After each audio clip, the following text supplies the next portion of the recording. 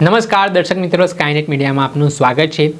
આજે અમદાવાદ ખાતે આવેલા કારંજ પર ભદ્રકાળી મંદિર પાસે જે ગેરકાયદેસર દબાણ હતું તે તંત્ર દ્વારા દબાણ દૂર કરવામાં આવ્યું છે। સાથે ટ્રાફિકની વ્યવસ્થાના નિયમનને લઈને કેવી કામગીરી ચાલી રહી છે આ મામલે અમદાવાદના પોલીસ કમિશનર જ્ઞાનેન્દ્રસિંહ મલિક આજે તે કારંજ વિસ્તારમાં ભદ્રકાળી મંદિર ખાતે પહોંચ્યા હતા, જ્યાં તેમણે વેપારીઓ સાથે સંવાદ કર્યો। ટ્રાફિકની સમસ્યાને લઈને તેમણે વાત કરી, સાથે જ તેમણે ભદ્રકાળી માતાના દર્શન પણ કર્યા અને દર્શન કર્યા બાદ તેમણે સમગ્ર રૂટનું નિરીક્ષણ પણ કર્યું હતું।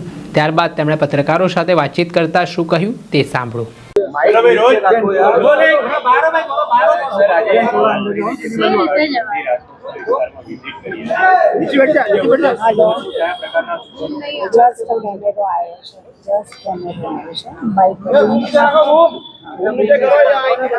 આપણે અહીંયા ભદ્રકાળી મંદિરની એરિયામાં 3 મહિના પહેલા વિઝિટ કરી હતી।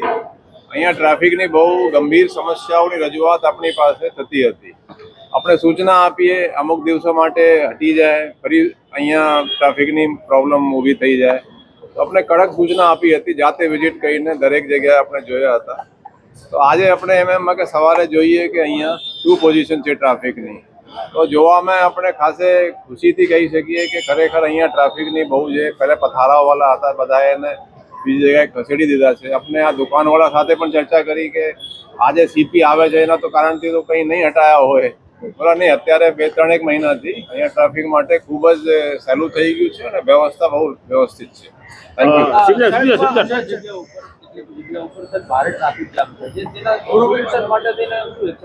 नहीं, आ सुभाष ब्रिज जे बंद थया छे एनाथी ट्राफिकनी प्रॉब्लम थोड़ी वधी छे। एना माटे पुलिस तरफथी अपने पगला लीधा छे।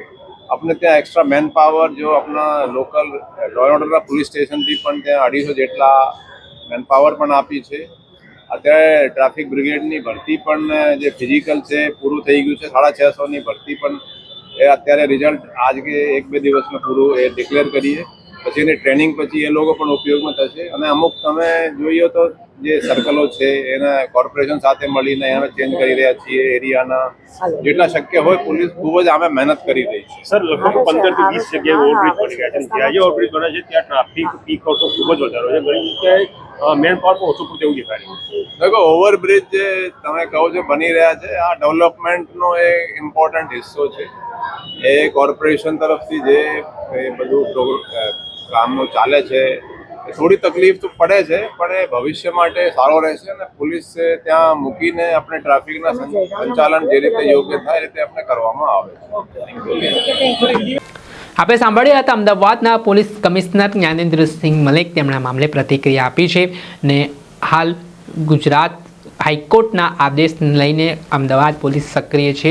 કડકપણે આદેશનું પાલન કરાવવામાં આવી રહ્યું છે અને તેના જ ભાગરૂપે આજે અમદાવાદના પોલીસ કમિશનર છે તેમના દ્વારા જે ત્યાંના સ્થાનિક અધિકારીઓ છે તેમની પાસેથી માહિતી પણ ટ્રાફિકને લઈને મેળવી હતી। દર્શક મિત્રો, આવા જ વિડીયો જોવા માટે સ્કાયનેટ મીડિયા જોતા રહો।